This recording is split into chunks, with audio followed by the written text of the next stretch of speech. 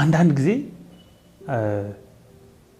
ፊሎሶፈር ሳትሆን ፊሎሶፊካል ጥያቄ ትጠይቃለህ። ምንድነው እግዚአብሔር ለምን እንደው እንደዚህ በዚህ ፈተና ውስጥ እናልፋለን? ጨለምተኛ ትሆናለህ። በህይወት ድቅድቅ ጨለማ ነው የሚሆንብህ እና አንዳንድ ጊዜ ያ ይመስለኛል መልስ ፍለጋ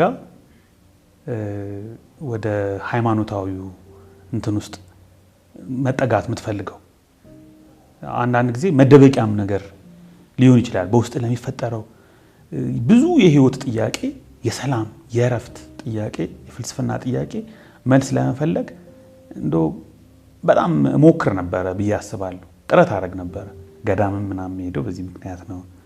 የጸሎት መጽሐፍ ገዝቼ ለማንበብ ሞክረው፣ ቤተክርስቲያን ሄደው የሆነ ነገር ለማድረገው እንደዚህ አይነት የሆነ በውስጤ አምላካዊ መልስ ፍለጋ የሆነ የሚጮህ ነገር እንደነበረ መረዳት እችላለሁ። እና የተረበሸ ህይወት፣ ደስተኛ ያልሆነ የታመመ ፐርሰናሊቲ፣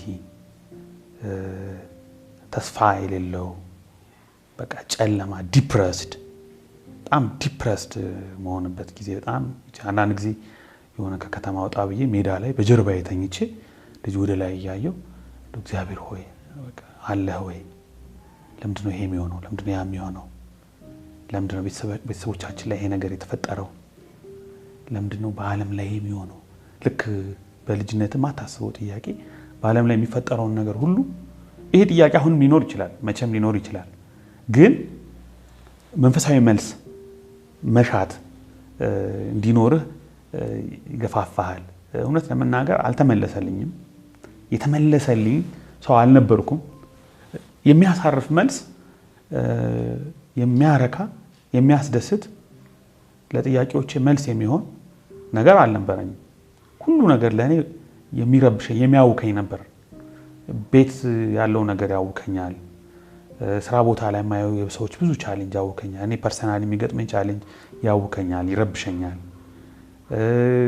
ክርስቲያናዊ ነገሮች፣ መንፈሳዊ ነገሮች ማድረጋቸው ነገሮችም ያን ያህል ሄልፕፉል እንዳልሆኑ በይፋ አፍን እንትን ብለህ ባትናገርም በውስጥ ይበልጥ ባለመሞከሬ ነው ብለህ ይበልጥ እንድትሞክር ያደርግሃል። ግን እንደዛ በጣም ሱሰኛ ሰካራ ምናምን አልነበርኩም።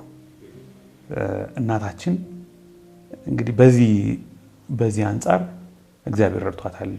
በጣም የሚረብሽ የሚያስቸግር ልጅ አልነበራትም። እንደዚህ አልነበርኩም።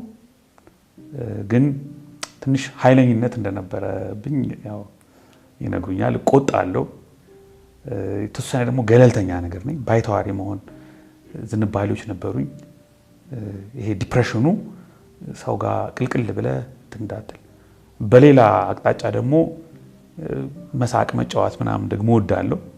በግሌ ሰሆን ወይም ደግሞ በተወሰነ ሙድ ውስጥ ደግሞ ካይንድ ኦፍ የሆነ ዲስኦርደር ልትል የምትችል አይነት ነገር ፈተን ነበር እና ልክ ጌታም መጽሐፍ ቅዱስ ሳነብ ኢየሱስን ሳውቀው ያ ብርሃን ያ የወንጌል ብርሃን በልዩ ሁኔታ ሲገባኝ ግን ለካ ለጥያቄዎቻችን እግዚአብሔር መልስ ሰጥቷል። ለካ ለዓለሙ ችግር መድኃኒት መጥቷል። ለካ እሱን ትተነው ነው እሱን ትቼው ፐርሰናሊ ኢየሱስን ስለማላውቀው የሱን መድኃኒት ስላልወሰድኩ ለካ እግዚአብሔር መድኃኒት ልኮልኛል። ያ ነገር ሲገባኝ እና መንፈስ ቅዱስ በእኔ ልብ ውስጥ ቃሉን ኢየሱስን ሲተክል ያ መገለጥ ያ ብርሃን እኔን ሲቆጣጠረኝ አንደርስታንዲንግ ሲቀይረው ወርልድ ቪውን ሲቀይረው በፍጹም ደስታ ውስጥ ነው